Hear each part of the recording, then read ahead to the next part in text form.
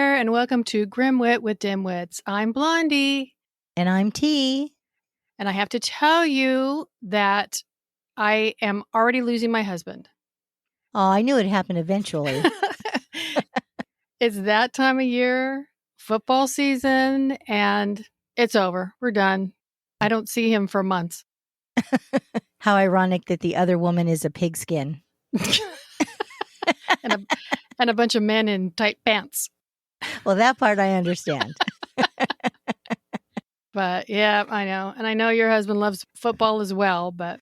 Oh, yeah. He's and I hope we don't lose listeners over this. He's a 49er fan. Don't turn us off, everybody. Don't turn us off. Well, I have to admit, I am as well. That's the one thing we have in common. The one thing. So you want to hear something funny? Of course. We met one of our neighbors down the street, an older woman. She's very nice. And as we were speaking to her, my husband found out that she's a huge 49er fan and that she loves to fish. Oh. And so we have this nice conversation and the lady walks away and my husband looks at me and says, she likes to fish and she's a 49er fan. Side chick. Oh, heck, he's going to replace you at this point. Please do. I was like, you do you, boo. You got to love him. Yep. So, T, what do we have going on this week? So this week, I was watching good old Netflix, and I was just actually looking for something to watch. I wasn't looking for research or anything. And I saw this documentary on Netflix, and it was called Tell Them You Love Me. It was like, what's this about? But it turns out the story is about the continued debate regarding a very controversial communication method developed many years ago to assist people who were physically disabled and nonverbal. And that is called facilitated communication, also known as FC. I've never heard of that. I had never heard about it either. So I was like, interesting. Let's see what Mama can learn today. But this ended up being a fascinating story that showcases how people who sometimes start to do the right thing for the right reasons, when given too much authority over vulnerable people, can turn situations around to satisfy their own self-centered, twisted fantasies and sexual interests. You didn't see that coming, did you? Not at all. Neither did I. Okay, so let's let the grim begin. In 1974, Rosemary Crossley was an assistant at a mental health facility in Australia. She took notice of a young, severely disabled girl named Anne McDonald, who was having a really hard time communicating.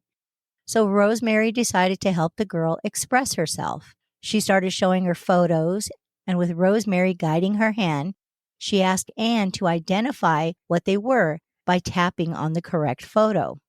So she started with objects and then letters with the goal of helping Anne to eventually read and write. This new assisted tapping method was highly successful and showed that Anne was actually very intelligent. A judge even declared the girl to be competent enough to make her own decisions, and Anne went on to live with Rosemary, and with her help, Anne was even able to graduate from college. Impressive. That's what I thought. I thought, this is going to be a feel-good story. Lifetime.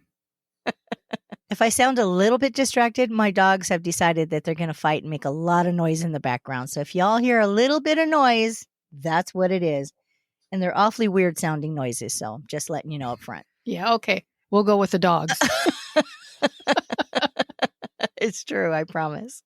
Okay, so naturally, following this great success, Rosemary's method was sought out by many professionals. In 1990, a paper was published in the United States regarding Rosemary's groundbreaking miracle method and facilitated communication, which, as I said earlier, we're going to refer to as FC. Praise for this new method spread like wildfire. People wanted to learn more about it and how to incorporate these new techniques into their programs for people with cognitive disabilities. Wow, that's awesome, right? At this point, I'm really loving this story and that nonverbal people are suddenly able to express their thoughts and intelligence. Winner, winner, chicken dinner all day. It's amazing that the minds think of this and how to help people.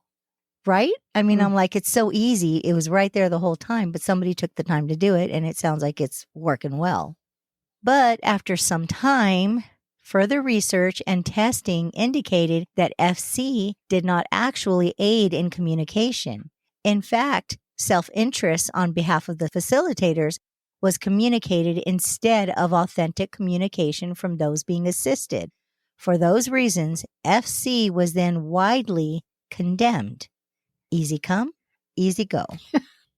When Derrick Johnson was born, his mother, Daisy, said that she knew something was wrong with her baby. The doctors told her he was fine, but eventually he was diagnosed with cerebral palsy. He was also diagnosed with having an extremely limited intellectual capacity. John Johnson, Derrick's older brother, claims that when Derrick was brought home, he was very disappointed because he wanted a baby sister, not a brother. But when he laid his eyes on Derrick, there was an instant connection. He immediately loved his brother. But his baby brother seemed different because he didn't move too much and he slept all the time. He also wouldn't suckle or hold his own bottle, normal stuff that babies do. Then Derrick started having seizures, and this is when John found out that his baby brother would never be a normal child. Doctors said he pretty much can't walk and he can't talk, so John knew he had to help take care of him. I really like John. You can tell that he has given up so much of his own personal life to help with his brother, and he never once complained about it in a negative way. And that's amazing among siblings. Right? He's taken on that like a father role, but he's doing it, like I said, in such a loving way. Because he loves him. Can you tell me how old John is, or in comparison, the age difference? I don't think I ever get an age about John, but just looking at him, I'm guessing there's probably at least a 5 to 7 year difference. Okay. Even as an adult, Derrick did not have the faculties to make decisions. Being nonverbal, he is limited to a few hand signs to show hunger, but mainly he communicates with his eyes. His intellectual disability and lack of motor control means he will never be able to communicate normally. He requires 24-hour assistance, which is lovingly given to him by his mother and brother. Derrick is truly blessed to be cared for so lovingly. And that's a big job for both of them to take on. And it sounds like they were more than willing. Oh, they definitely are. You never hear them complain. That's awesome. That's the way families should be. Exactly. Over the years, Derrick's cognitive level remained low, but he was able to recognize a few things, including his mom, Daisy, and his brother, John. Derrick and John are inseparable. It's obvious that they care for each other deeply, and Derrick appears happy and loves to give hugs. He's especially happy in church, where his brother likes to tease him about his cool Stevie Wonder head moves going side to side to the gospel music. I could totally visualize that. I totally did too. Derrick never had any formal education, but he did attend a day program that helped him with his motor skills, and he learned to walk with assistance. Derrick participates in all of his family's day-to-day activities, where John says it was clear to him that Derrick is there. He's smiling when he's happy and frustrated when he's not, but definitely showing engagement in day-to-day life. That has to be great for the family to see. Right. He's about as normal as he can be.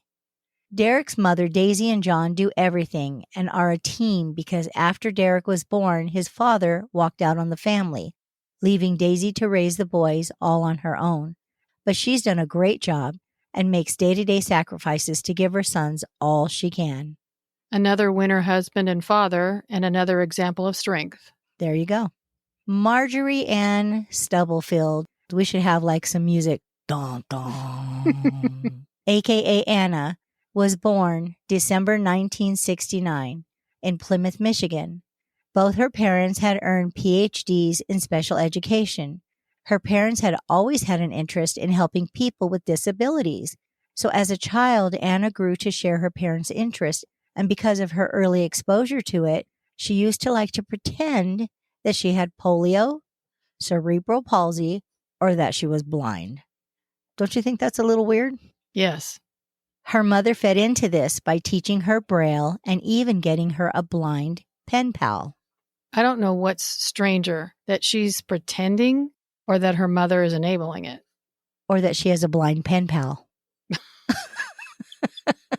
It's all very strange. Very strange. I'm just trying to visualize and nothing's coming into my head. So I'm going to look into that. Anna was also fascinated by race and always tried to learn new things regarding racial differences. In June of 1989, Anna, who is white, met a tuba player named Roger Stubblefield, who is black. They went on to marry and have 2 beautiful children. In 2000, Anna earned her PhD and went on to work as a professor at Rutgers University in Newark, New Jersey. She taught in the American Studies doctoral program with John Johnson, Derrick's brother, who was pursuing his PhD and was one of her students. Anna was a philosopher of race, disability, and social contact. Since John grew up with a disabled brother, he was familiar with and interested in her thoughts on disability studies. John says that Anna, as an instructor and scholar, was great. Anna had thought of herself as trying to fix the world. She saw herself as a righter of wrongs and wanted to make a difference. She also argued that intelligence was a social construct, just like gender, race, and sexuality. She did not believe in IQ tests because she said they were a tool of anti-Black oppression. So to me, she sounds like she's a little overly fixated on these issues. But at this point, it appears to be, like for the right reasons and making the world a better place. So I'm not mad at her. Yeah, and I can appreciate the fact that she wants to make the world a better place, but a tool of anti-Black oppression seems a little bit much. I completely agree. I mean, it's an IQ test. It's a measuring tool. How is that black or white? It shouldn't be. It shouldn't be, is right. During a class in 2009, Anna showed a film about a woman with autism having success communicating with FC while using a keyboard. The person in the video was able to communicate her life, do college-level work, and graduate with a dual major. FC required an assistant to hold a keyboard and usually the person's arm or hand to allow them to type the letters of whatever it is they're trying to say. So it gives them a voice. So at this point, they showed different people being assisted through FC. Some shown were being lightly supported by someone holding their elbow, like barely, or just placing their hand on their shoulder to keep their arm steady. And in those cases, it appears that, the nonverbal person is selecting the letters because the assister is not having anything to do with their hand.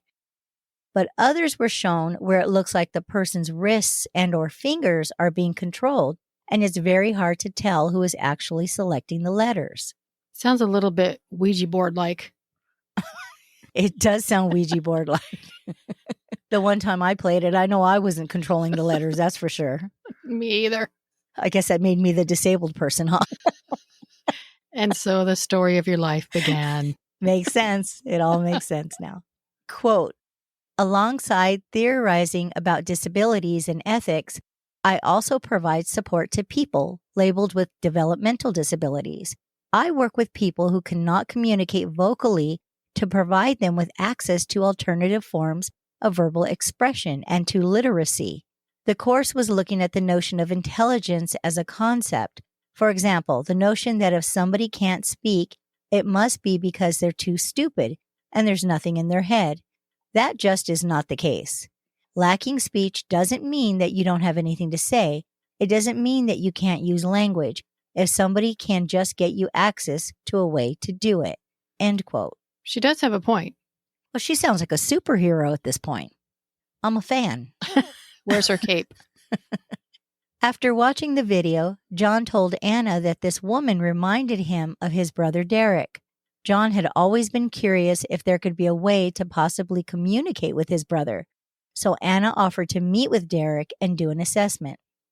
When John told his mother Daisy, they were both very excited to get help because they had heard great things about Dr. Anna and her knack for being able to translate what nonverbal people were trying to say. And I can totally see how this knack, this gift, could give someone a huge rush. I mean, it's kind of creating a God complex for someone to literally be able to bring people's thoughts and emotions to life? If it's working, yeah, absolutely. It is. It's rather miraculous. Anna claims that she was not fascinated by the impairment, but the way the environment creates impairments for people with disabilities. She didn't like the way everybody was supposed to be the same. Quote, to see people for the first time be able to type out something, being part of that was amazing, end quote.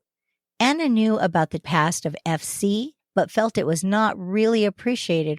So I don't understand how such a smart lady can think something is valuable when it's already been proven not to work. Did she think there was a way she could make it work, I wonder? This is where she's lost me completely. It's like the experts have already proven, this doesn't work, and you're just going to go in and go, but I think I'm going to do it anyway. Well, she does have her cape. Right. Maybe there's a wand under there that we didn't see. But she found that once FC was introduced to nonverbal people, they realized that they are social, have language, and they do understand. There were people bragging about their nonverbal children suddenly typing poems, communicating very intelligently, and expressing their feelings. In my opinion, and I'm not trying to be a Debbie Downer, because if this was possible, it really would be a beautiful miracle. But some understanding seems totally believable as most people learn through repetition, and establishing their own form of communication through sounds and actions is also believable. But the overnight success stories of immediately writing with no previous learning, I don't see how that's even possible. The foundation for phonics has to be learned first, and that takes time, whether you're disabled or not. Or maybe somebody was, I don't know, moving their hands on the keyboard for them. If somebody just wrote for me, I would have learned to write much quicker too. I could have just skipped all that nonsense. Right. First few years in school. Tell me what to think, Tim. Tell me what to think. When Anna met Derrick, she knew that he had severe limitations in functioning.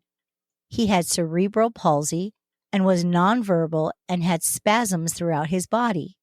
He also wore diapers.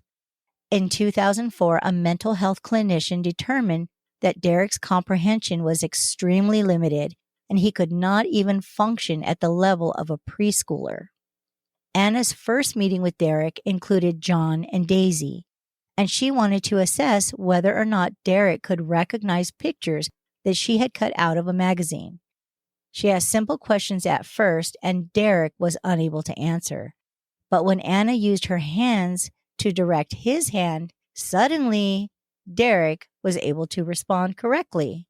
Anna had even asked Derrick who the president was, and Derrick, all on his own, pointed to Obama.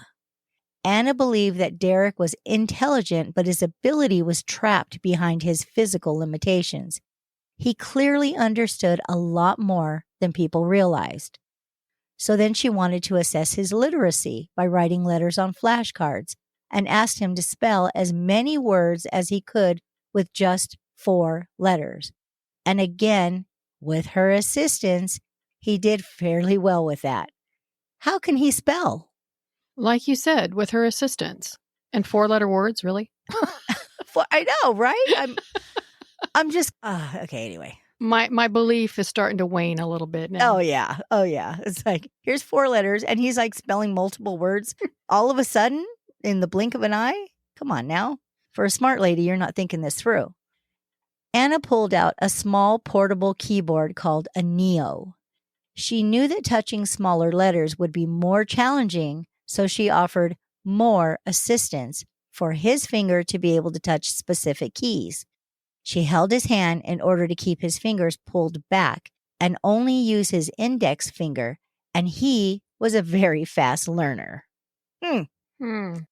So from the very first meeting, Anna is giving this family great hope in unlocking Derrick's potential. I'm sure they were so caught up in the excitement that they didn't think to themselves what we just said earlier. Who in the heck taught him any of these things? And didn't John go to school for that as well? No, John was going to school for his PhD in a different subject. I don't recall what it was. Okay. Well, I'm thinking, is he buying these fast results as well? But think about it. I mean, John's a smart guy. I think Daisy's actually a smart woman as well, his mother. I would think that this is more emotional, you know what I mean? And you could easily get caught up in the excitement of it. You're not really tearing it down and thinking it through because you're just like, wow, this is amazing. I could see it happening, Yeah. at least for a while. Until things calm down. And yeah. Yeah. Following this, Anna starts to work with Derrick one-on-one. Daisy brings Derrick to Anna every couple of weeks for a session. She would ask him questions and he would respond on the Neo with her help. Anna claims that one day she had asked Derrick what he had done that day, and Derrick typed 2 letters, GM.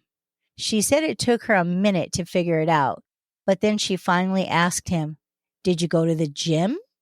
And he replied, "Yes." When Daisy popped in, she confirmed that Derrick had been to a health club with a group earlier in the day. So now that seems pretty convincing that Derrick is actually responding on that one.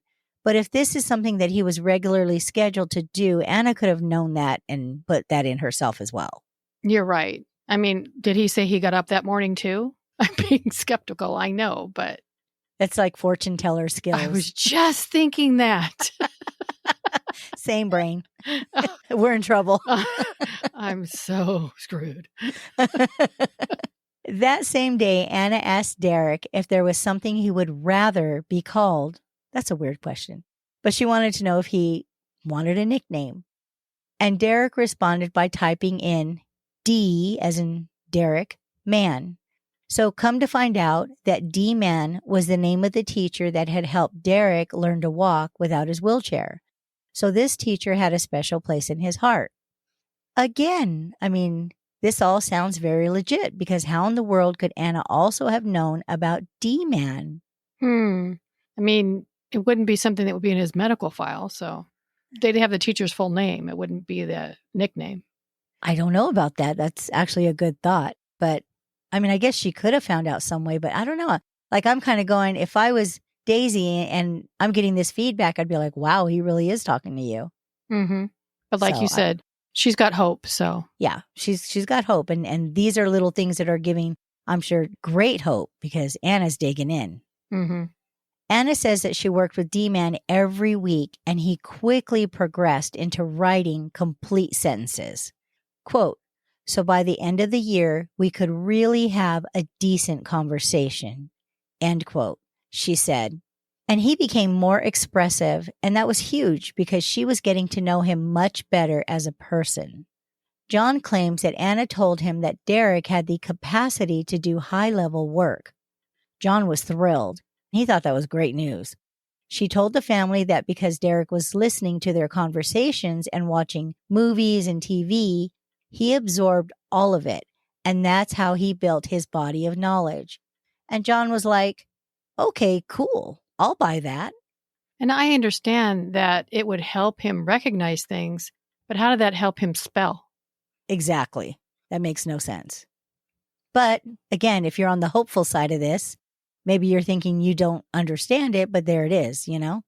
Maybe they thought Anna was doing more. She was adding to what he was seeing and listening to at home. Yeah. Right. She was so good at what she does. You know, she's just pulling out all this great stuff.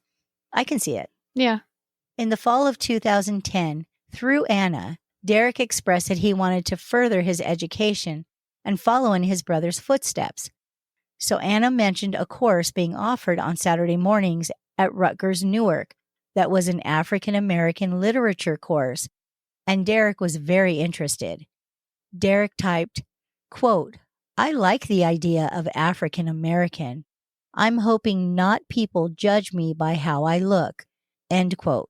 And this meant that Anna would need to spend additional time with Derrick and sit in the class with him to assist with his communication. Derrick introduced himself in class by typing on his machine that, quote, his facilitator is Professor Stubblefield. I am typing, but I just need help keeping my hand steady, end quote. Anna says that Derrick had accomplished a significant amount in a short time frame, and he was now able to type around 315 words a day. She said that he finished all of his reading and believed he was ahead of everyone else.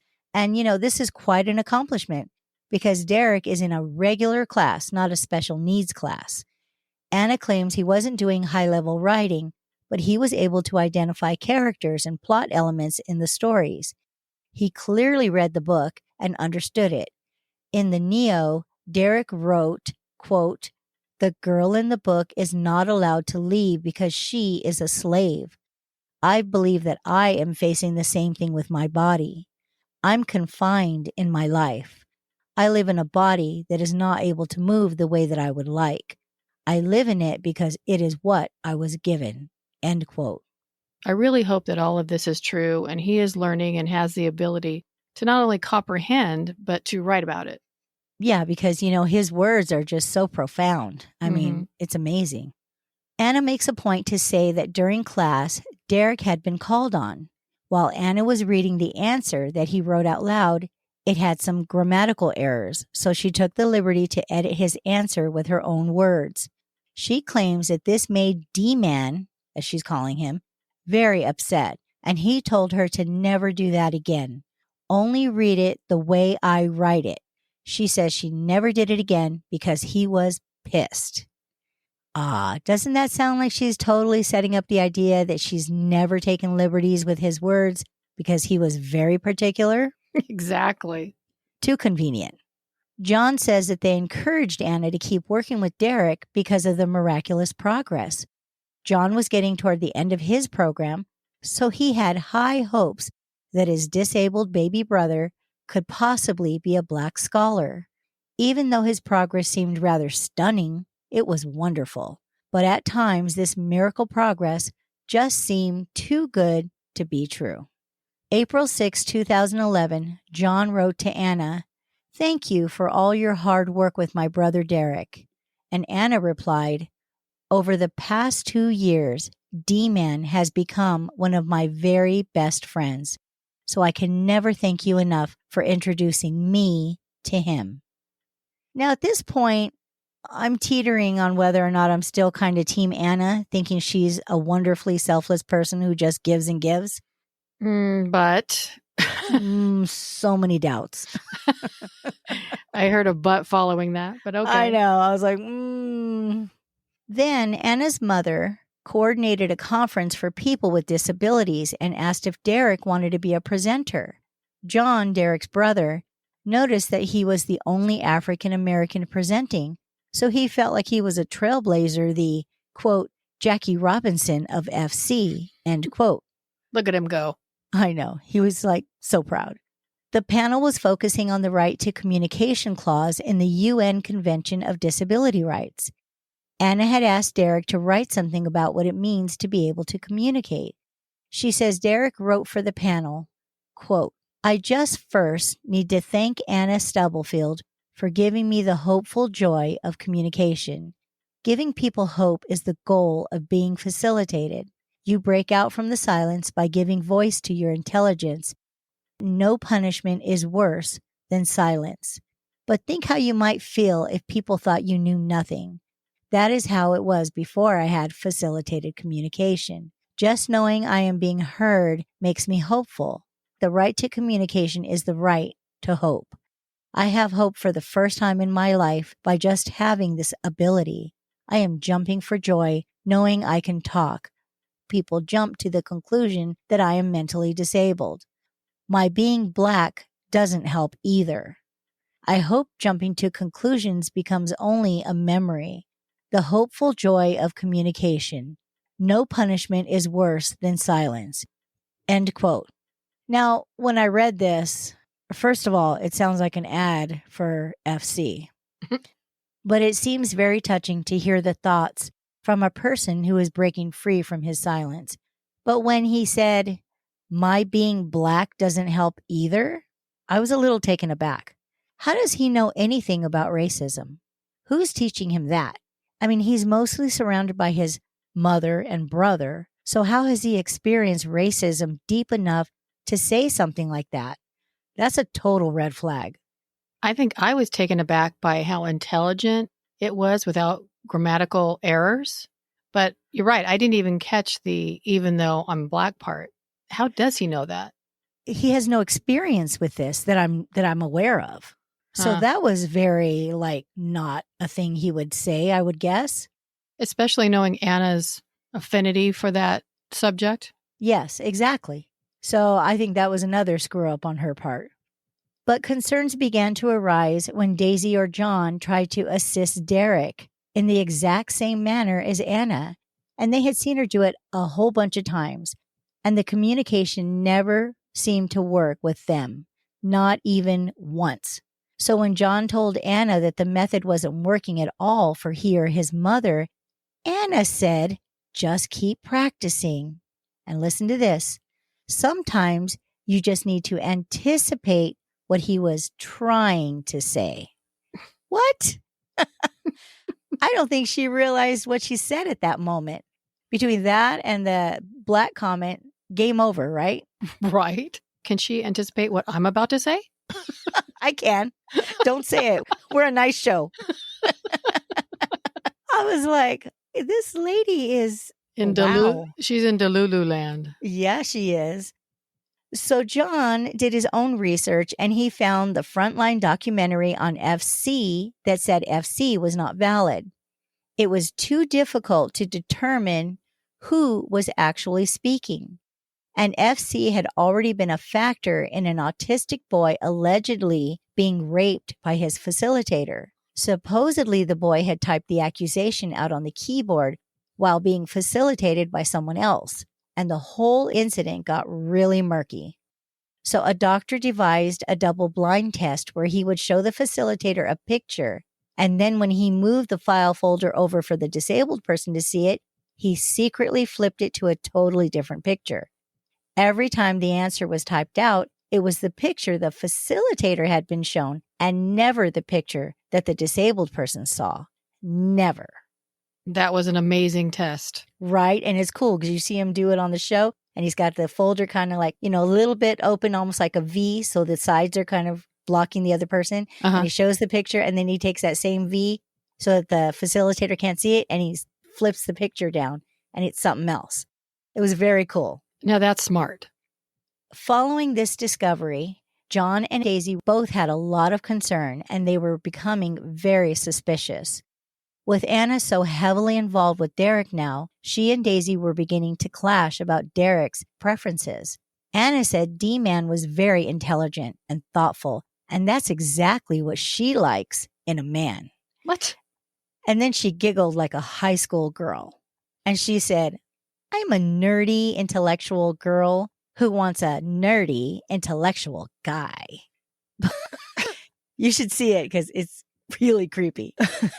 But at this time, Anna was married. She said her marriage wasn't great, but she had never thought about going outside of the relationship.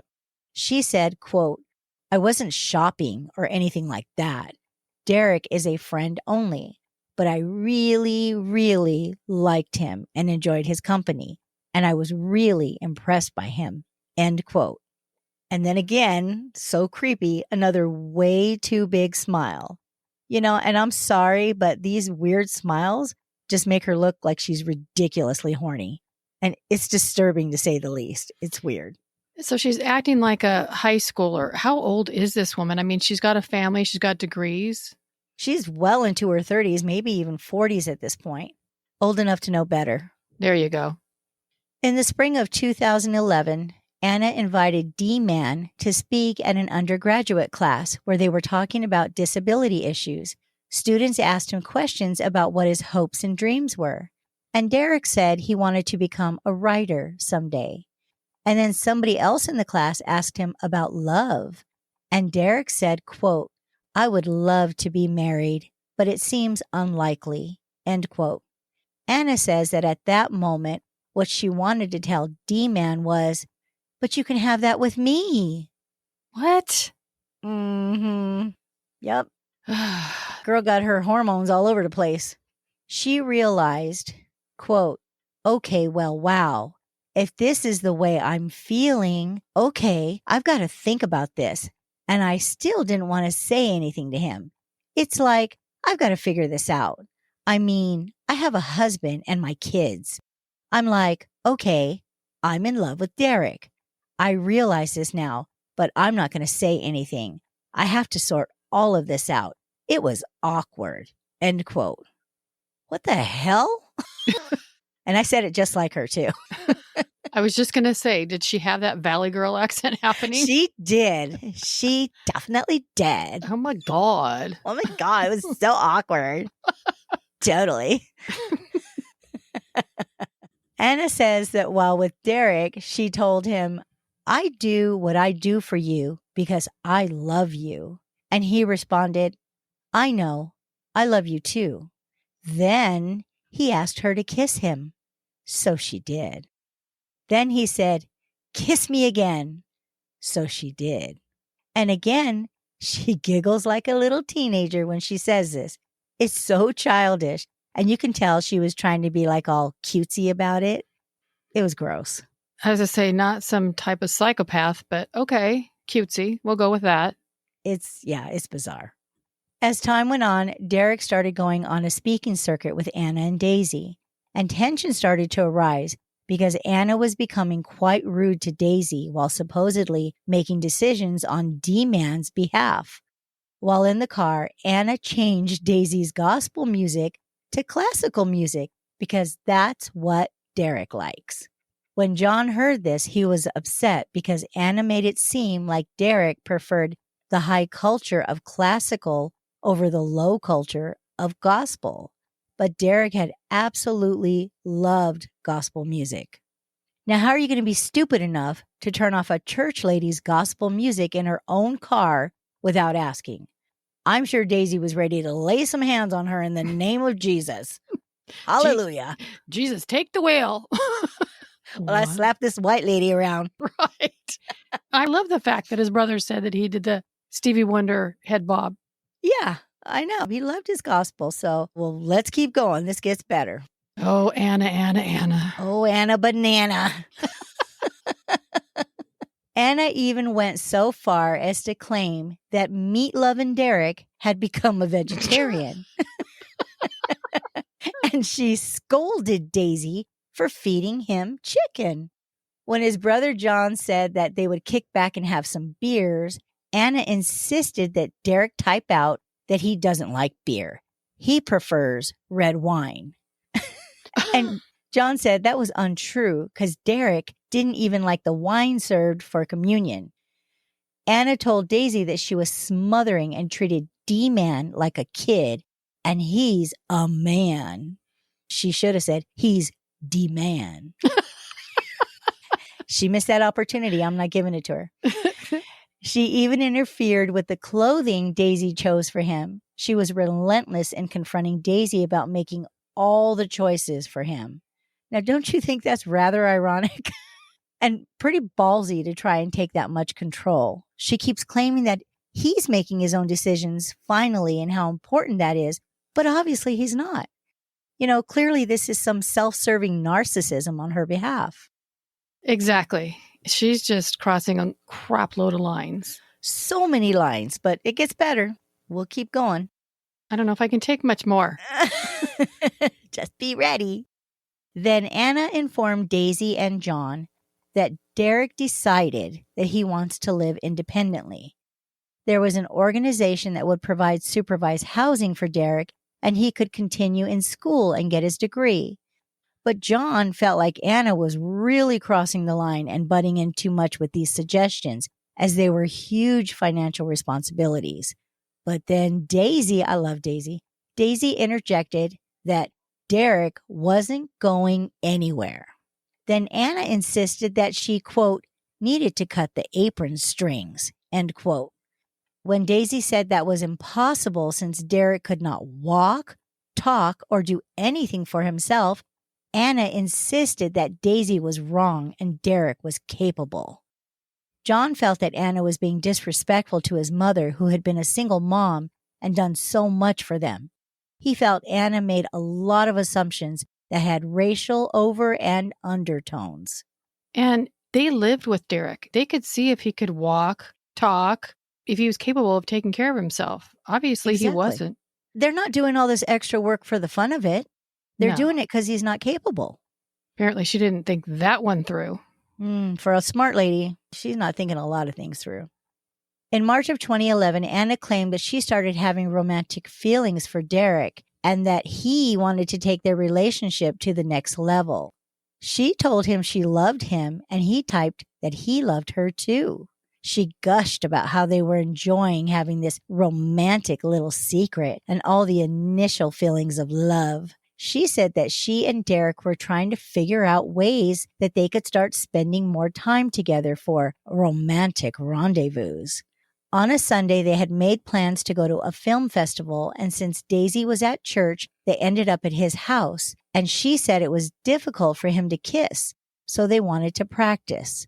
She claims that this was overwhelming for him, so she told him that, quote, "You've got to call the shots since this is all new for you. I don't want to push anything," end quote. Really? Are we setting this up or are we setting this up, right? Mm-hmm. She says the next thing that happens is, okay, so we just went from having difficulty kissing. Here's the next step in her world. He types out, "May I touch your breasts?" A little under the sweater action. Second base. Second base. There you go. She claims that she was not expecting that. But she smiles real big and she says, "Okay." So he types, "Take your shirt off all the way." So she does. Then he tells her to take the rest of her clothes off. So she does that as well. Now she's completely naked, and Derrick tells her that he's dreamed about this. She said he was taking control of the situation and ordering her around, but she liked it. He said, "I long to hold you the way that men do. Do you think that it would even be possible with my cerebral palsy for us to make love?" And she said, "Only one way to find out." Oh my gosh. How would he know about any of this? Okay, so even if he's learning things intellectually, yeah, how does he know about sex? How does he even know the term make love? What is he? He's watching TV. Is he watching porn? Of course not. Of I course know. not. That's why it's like, what the hell, lady? I'm just like, I want to pull her to the side and go, "You need to get it together. You really need to get it together." Well, I pull her aside and say, "What am I thinking?" Oh, man. Yeah, let me type a few things out for you, lady. They're not going to be pretty. So here we go. Anna took off D-Man's diaper and gave him oral sex. But Derrick did not experience an orgasm. So I just need to take a deep breath in right now because I can't. It's obvious that this man is completely vulnerable. She had to take his freaking diaper off. What is wrong with her? There are so many things wrong with that. I mean, there's a list. A big list. And I'm trying to pick my words carefully here because I'm just like, oh. A week later, Anna took him to her office and attempted to have sex with him. But there again, he didn't orgasm. After this, Anna was determined and tried again. But this time, the act was completed. Anna said Derrick was very happy, and he typed, "I feel alive for the first time in my life." I know. Now, on a side note here, I'm jumping ahead. Later, John finds out that Anna had put Derrick on the floor of her office on top of a very textured floor mat to have sex with him. He says that she rode him so brutally that it left abrasions in Derrick's back, and they were sensitive and painful. While John is describing this, he gets choked up and starts crying, knowing that his brother was victimized so savagely. Oh, and he loved his brother and was always taking care of him, and he didn't in this instance. Had to been heartbreaking. Well, and I hate to even say this, but I mean, can you imagine how horrible he felt? He's the one that made the connection. Mm-hmm. Bearing that guilt, but he did nothing wrong. He did everything right. He did what he thought was best for his brother. Of course he did. He loves his brother. He put the trust in the wrong person. He did. And my heart breaks for him. On May 30th of 2011, Anna claims that she and D-Man decided to disclose to John and Daisy about their relationship. She warned D-Man that if his family got upset and wanted to separate them, it would be a violation of his rights. D-Man said, "They would never do that to me. They love me too much." Then Derrick typed that he and Anna were in love. Anna quickly added that, quote, "Yes, we made love. He's a man in every sense of the word," end quote. When Daisy heard this, she had to sit on her hands. And then she said, "You did what?" Wow. Yeah. She gonna make that church lady backslide hard. And I mean hard. Whew. Anna told them that even though she was still married, yeah, let's add that to everything else, Right. she really did want to marry D-Man. She hadn't talked to her husband yet, but that was going to happen very soon. At that moment, Derrick typed, with her help of course, that he wanted her to kiss him in front of his family.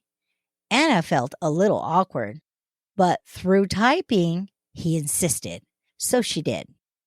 John was shocked and getting so rage-filled that he had to leave and take a walk.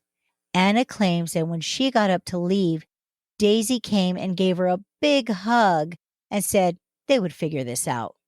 Doesn't sound like the same lady who had to sit on her hands a few minutes ago. Right? What's that about? Before she left, though, and this part just makes me, Anna called out to Derrick, "Good call, love, hun. It was a good choice to tell them." I think in her head, she was trying to make it appear like a normal functioning couple by being all flip and casual like that. Like, ta-ta, great call, see you later. Oh my God. Does she not know who she's dealing with? Oh, she's a piece of work. The next day, John called Anna and told her she could no longer see D-Man. Anna didn't take that well, and she started harassing Daisy with a barrage of voice messages, trying to smooth things over so she could continue seeing Derrick. One message has Anna telling Daisy that she will confirm in blood that she will give them a specific time of when she's going to leave her husband so that she could marry D-Man. After that, Daisy did not return her calls. And this lady has totally gone off the rails. Later, Daisy said in court, "This whore done laid down and raped my son, and I'm the one who has to control myself? Get her, Daisy." That's right. Wow. Yeah. Now, after all this, they didn't report anything. But then Derrick's mom reported what happened to her son. She was interviewed in the Special Victims Unit and told them that in August of 2011, behind her back, Anna wrote an email to the director of Derrick's afternoon daycare program, asking to quietly see Derrick without telling Daisy. This is when Daisy decided to go to the police. So the police had Daisy call Anna and record the conversation. Anna casually admitted what she had already told Daisy before, that she had sex with Derrick twice. With this, the police charged Anna with first-degree aggravated sexual assault. And I can't believe, because you can hear the recording, how nonchalantly she talks about having sex with a disabled man. There is something really wrong with this lady's overconfidence. And I'm surprised that they didn't contact the police when he had all those marks on his back. Well, they said once they realized it was through sex, John said that they just wanted the whole situation to go away. But the reason they went to the police is because now Anna was trying to sneak in behind their backs and see Derrick. I wonder, did the director send the email to Daisy? Yes. Okay. Yeah, the director absolutely did the right thing because freaking Anna's acting like a stalker now. A psychopathic stalker. Yep. Anna went to trial in 2015, arguing that Derrick had consented to the sex through FC. But the judge did not allow Anna to introduce evidence about FC, which was obviously her only defense. So on October 2nd, 2015, Anna was found guilty and was sentenced to 12 years on each count to be served concurrently. Anna's ex-husband wrote a very compelling letter to the judge, providing insight as to who Anna really is. And this letter is very well written. He sounds like he's a smart guy too. It read, I believe that Anna is a pathological liar and narcissist. She will stop at nothing to fool the court and seek vindication, regardless of the emotional and financial expense to her family or the primary victim's family.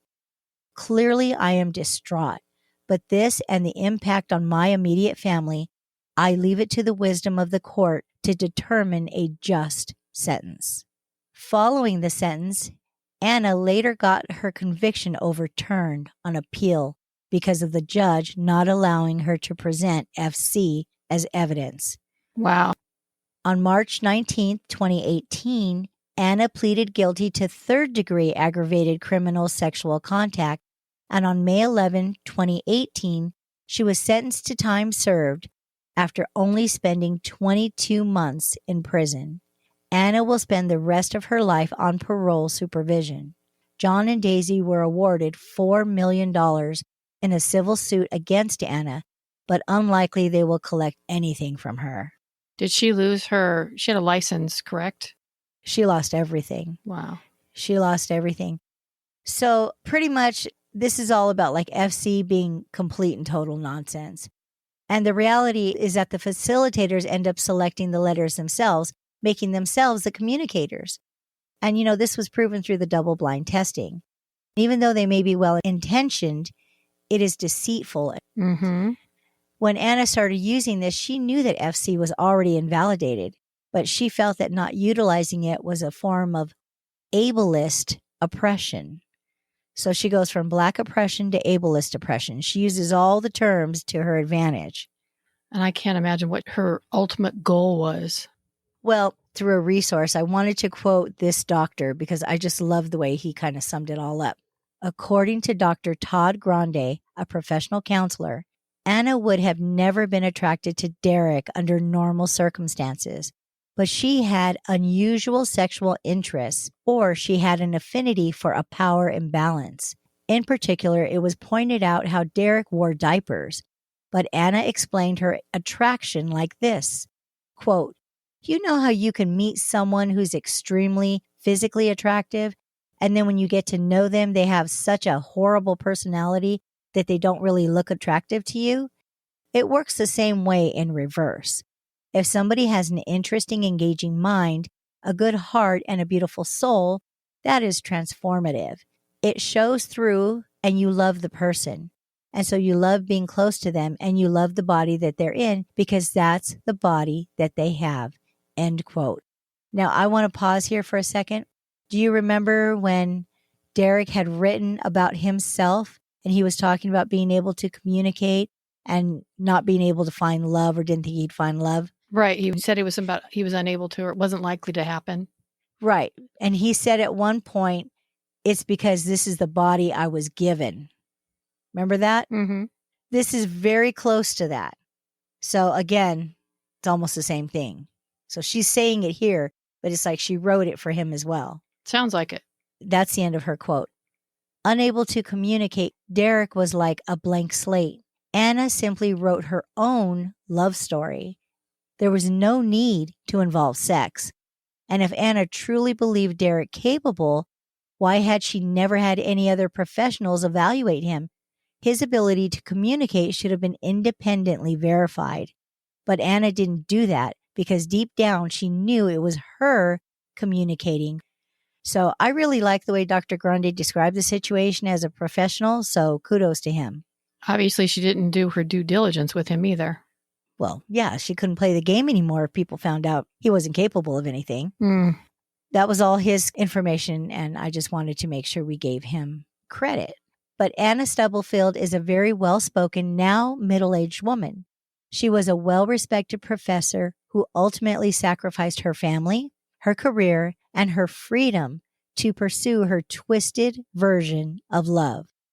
To this day, she says she doesn't mind people knowing that she went to prison because she says she's not guilty of a crime.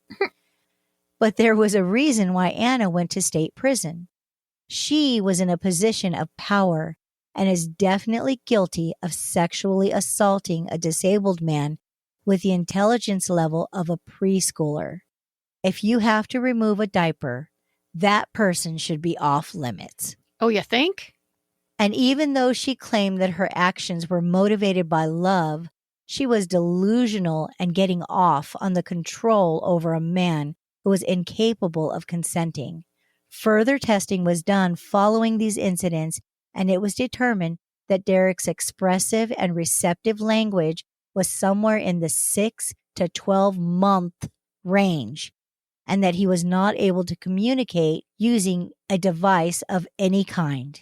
He has the physical ability, but he doesn't have the intellectual ability. Anna wasn't in love with D-Man. She was in love with the power of creating the perfect man from a blank slate. She tried to save him from his disability and ended up engaging in sexual exploitation. So no matter how you slice it, dice it, kick it, or flick it, that's rape. Exactly. She's, again, like you said, delusional. Completely. Following Derrick's rape, his mother said she had to put him on medication because he can't stop masturbating now. She says life was difficult enough before, but now they're limited in what they can do with him because of this new habit. You know, that makes me really sad that this guy now has to be sedated because of something that she did to him. Poor guy, like he doesn't have enough going on. She should get more time for that. Many people still defend Anna and praise her for treating Derrick like a real man. But you can't just write a person's story for them just so you can be the brightest star in their galaxy. That's so disrespectful. She wanted to make herself appear to be this open-minded person who was capable of unconditional love, but she went too far. She is a manipulative person who lives in her own bubble of delusions and will never see the truth. She disrespected Derrick and his family, and I'm satisfied that she will have to pay for that for the rest of her life. Me too. And I wonder who these many people are. Many people? You said many people still Oh, defend. many people. Many people Okay. still defend her. Well, she was an established professor before this all happened, and maybe they just can't see her doing it, but she did it. That's awful. Yeah. And you're right. She should have served more time. Well, thank you for a very interesting story. We hope that she does get her comeuppance. I'm sure she will. Thank you very much for listening. And remember to take care and don't forget to let your grimaginations run wild. Bye. Goodbye, everybody. We would just like to thank you all for sharing your time with us. And if you'd like to send us your creepy little grim bits, we would love to hear your personal stories, interests, and suggestions. Please email them to grimwitwithdimwits@gmail.com. Don't forget to follow us on Instagram @grimwitwithdimwits, X @grimwitwithdimwits, and Facebook grimwitwithdimwits. And please join us every Monday for new episodes and feel free to share us with your grim-loving friends. And we would really appreciate if you would take a minute to rate and review. 5-star ratings go a long way and they would really help us out. Until then, we would love it if you'd come back next week to delve with us into the strange and unusual things we just can't wrap our skulls around.